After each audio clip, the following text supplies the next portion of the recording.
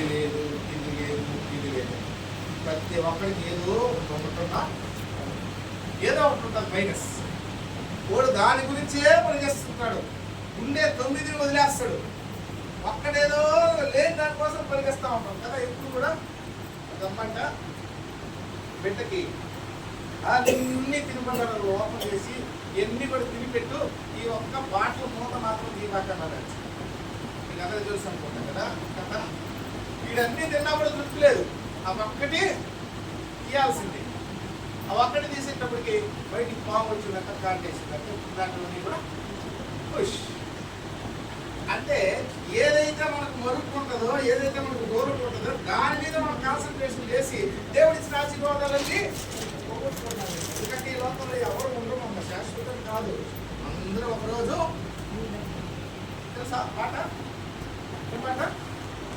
మీకెప్పుడు కాలేదా? మీకు ఎప్పుడు వెళ్ళలేదా? దేవుని దగ్గరికి పోవాల్సినాడు. అవునా? 5 సంవత్సరాలు ఉన్న దేవుని దగ్గరికి పోవాల్సినాడు. కాబట్టి బ్రతికిన నాళ్ళు సంతోషంగా దేవుని బిడ్డలుగా దేవుని కొరకు నువ్వు జీవించినప్పుడు నా తల్లి చేత ఆశీర్వదించబడి వాళ్ళారా, నా సహోదరులారా, నా సహోదరులారా అని ఆయన చెయ్యేసుకుని ఆశీర్వదిస్తాడు. దేవునికి మహిమ కలుగును గాక. అందుకే యేసయ్య ఈ లోకానికి వచ్చింది. ఎవరి కోసం వచ్చాడు? నశించిన దానిని వెతికి రక్షించిన, చీకట్లో ఉన్న వాళ్ళ కోసం వచ్చాడు, బాధల్లో ఉన్న వాళ్ళ కోసం వచ్చాడు, తిరిగి నలిగిన హృదయంతో ఉన్న వారి కోసం వచ్చాడు, ఎవరు లేని వారి కోసం వచ్చాడు యేసయ్య. హల్లెలూయా. ఎవరి కోసం వచ్చాడు యేసయ్య? ఎవరు వాళ్ళు? ఎస్. ఎవరి కోసం? మన కోసం. ఇంకా ఇంకా దగ్గర చెప్పండి. లాస్ట్ అయిపోయిన వాక్యం ఎవరి కోసం? ఇంకా ఎస్. ఎవరి కోసం? నా కోసం, నా కోసం, నా కోసం, నా కోసం అని ప్రతి ఒక్కరు చెప్తున్నారు. కాబట్టి అంత దగ్గర యేసయ్య. దేవునికి మహిమ కలుగును గాక. ఆమేన్. దేవుని వాక్యాన్ని దీవించును గాక. ఆమేన్. ఆమేన్. ఆమేన్. ప్రార్థన చేసుకుందామా? ఓకే.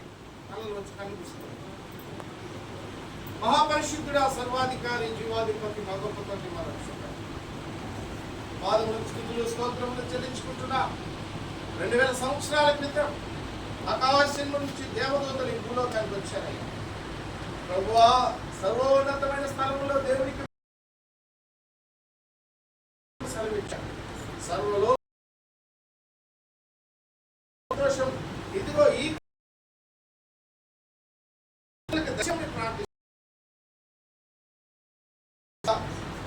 బిడ్డలను